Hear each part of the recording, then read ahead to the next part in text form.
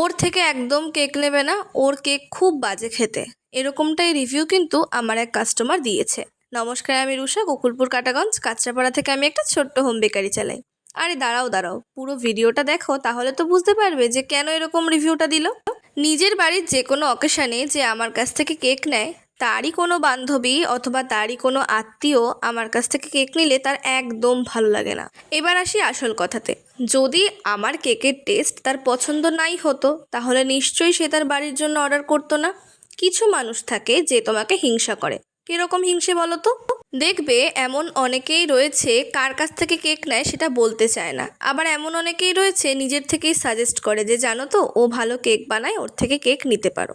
এই যেমন কুটনি মানুষগুলোর কথা বললাম, যে কার কাছ থেকে কেক নেয় সেটাও তাদের লুকাতে হয়। আমার এমন অনেক কাস্টমার আছে আমাকে ফোন করে বলে যে জানো রুষা, ও না তোমার থেকে কেক নেয়, তোমার নাম্বার চাইলাম আমাকে দিল না, বললো ওর কোনো ফোন নাম্বার নেই। তোমার সাথে নাকি ও ফেসবুকে যোগাযোগ করে। আমি অনেক খুঁজে তোমার এই পেজটা পেয়েছি, তারপরে তোমার থেকে নাম্বার নিচ্ছি।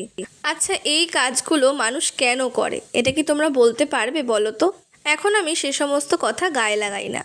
আমি মনে করি যে কাস্টমার লক্ষ্মী, সে আমাকে যে রিভিউটা দেয় সেটাই আসল। এবার সেই লক্ষ্মী কাস্টমারের মধ্যে দু একটা প্যাঁচা থাকবে না বলো তো?